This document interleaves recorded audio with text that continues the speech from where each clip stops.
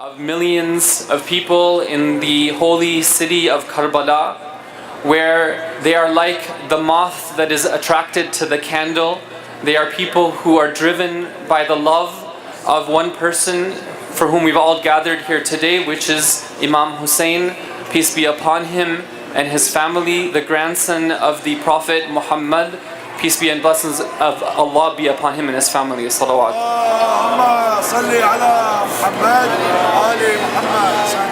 The visitation of the shrine of Imam Hussain is an act of love and an act of purity. According to the divine guides, the Imams, they tell us that somebody who performs the ziyarah and the visitation of Imam Hussain alayhi salam, every step that they take towards the shrine, every step they take towards that visitation, one of their sins is forgiven, and it's a step, an elevation towards heaven. And every time somebody goes for the ziyarah and the visitation of Imam Hussain, the angels are the ones who protect them along this trip. Meaning that the visitation of Imam Hussain alayhi salam is an act of purification. It's an act of orientation and of aligning ourselves with the cause of Imam Hussain alayhi salam. In one tradition, Imam Baqir, the fifth holy Imam, says that if you want to know if you are a person of paradise, then ask yourself the question, how much love do you have for the family of the Prophet? And if you have love for the family of the Prophet, which of course is the true love, which is accompanied by aligning our actions and our thoughts with them, then the Imam says that you should love to perform ziyarah of Imam Hussain alayhi salam as well. And so on this day, we are showing that we love the action of those who have gathered in Karbala by the millions. And we hope that we will be counted amongst them as well.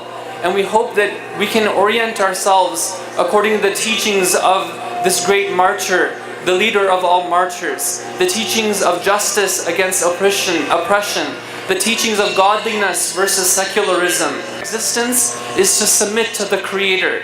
And the best and most shining example of that we've gathered here today to remember is that of Imam Hussain alayhi salam.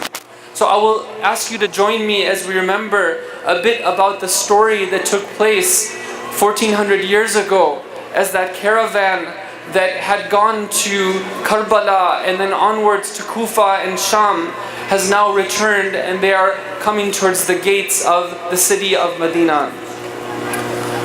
Sallallahu alayka ya Aba Abdullah.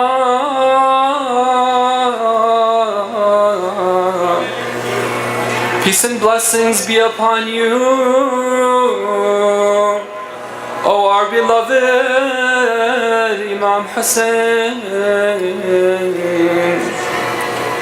Peace and blessings be upon you, O the one who was slain on the banks of the river Euphrates while his mouth was thirsty. Peace be upon you and upon your family and those noble companions who stood with you, sacrificing everything for the cause of truth and justice. When the caravan is approaching Medina, it has been 7 months since they have left their hometown.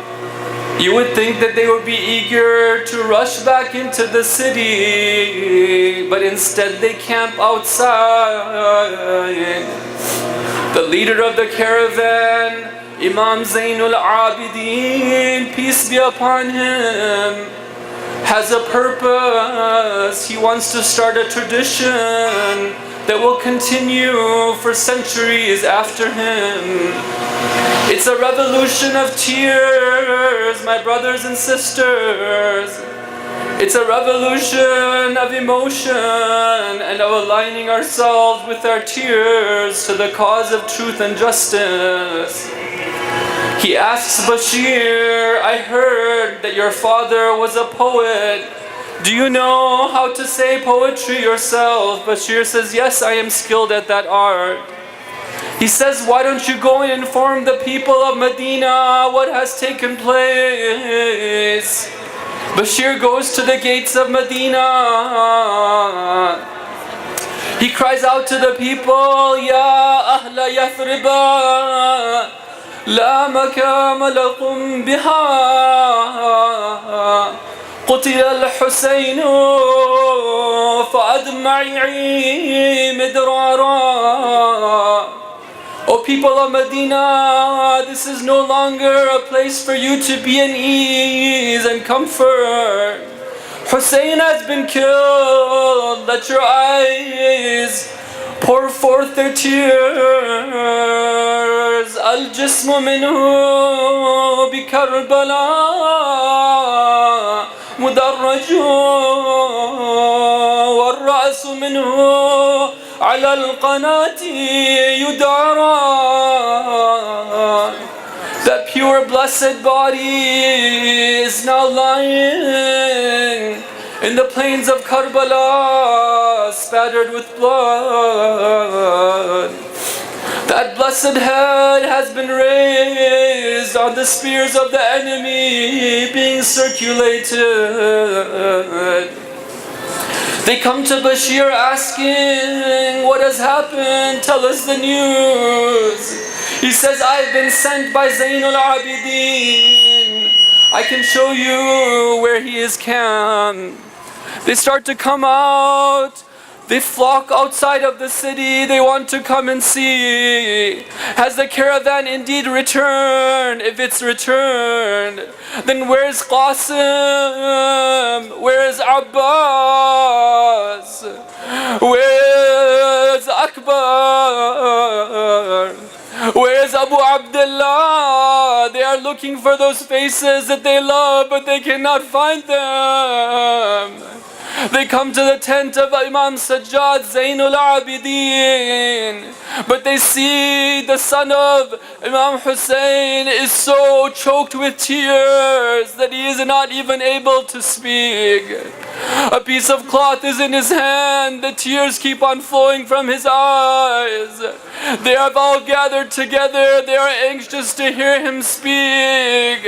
They want him to tell them what has taken place. Finally, he begins to speak. What is the first thing that he says?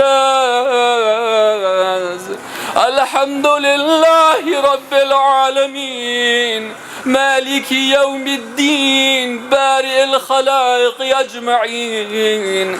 This is a man of God. God is his solace in all difficulties. All praise belongs to him who is the Lord of the worlds. But then he has to tell them something. قُتِلَ Abu Abdullah, my father was killed. He tells them that never before has there been any calamity like this calamity. They imprisoned our women folk. They took our children and imprisoned them as well. The seven skies in all their grandeur, the oceans, the angels, the heavenly creatures, the entirety of the spiritual world was mourning. Will you not cry? Will you not shed a tear? Is there anyone amongst you who can hold back their tears at this point? Zainab, the sister of Imam Hussain alayhi salam, goes to the gates of the city of Medina. She has a message for her grandfather.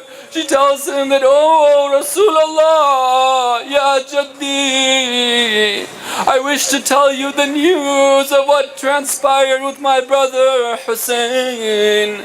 Kulthum, the sister of Imam Hussain, begins to tell the tale, the sad tale. We left you, O Medina, and our menfolk and our children were with you. But now as we return, they have all left us. They were martyred. Tell my grandfather what they did to us. Tell him how we were taken prisoner. The daughter of Imam Hussain alayhi salam says to her grandfather, oh my grandfather, I want to complain to you about how that tyrant, we never saw somebody so evil, how he kept on hitting the head of my father and striking his lips and telling him, how did you find that defeat in the battle, Hussein? Imam Sajjad Zainul Abidin must have been remembering on the plains of Karbala how Imam Hussein was standing alone, facing thousands of enemies, the arrows flying at him. What was he saying at that time? La hawla wa la quwwata illa billah al-ali al-azim. Imam Hussein's solace was in God. He was with God and his support that he was able to stand alone on that field. And he must have been remembering how there was only children who were there to support him, and how his nephew Abdullah, when he saw that man raise his sword to strike him, he comes rushing out to the battlefield. He says, oh my uncle, when the sword is coming down, he raises his hand to defend his uncle. But the sword strikes the hand of a child. He is now on the battlefield. His uncle is consoling him. He's crying out, oh my mother, oh my mother, oh my uncle. He tells him, be patient, be patient. This is a time to find solace in knowing that you are in the presence of God. But Harmala, that evil man, or the one who cannot even be called a human being, wishes to put an end to this child's life.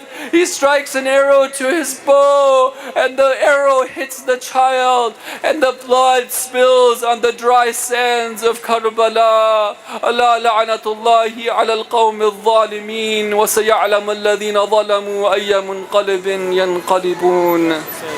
Sallu ala Muhammad wa ali Muhammad.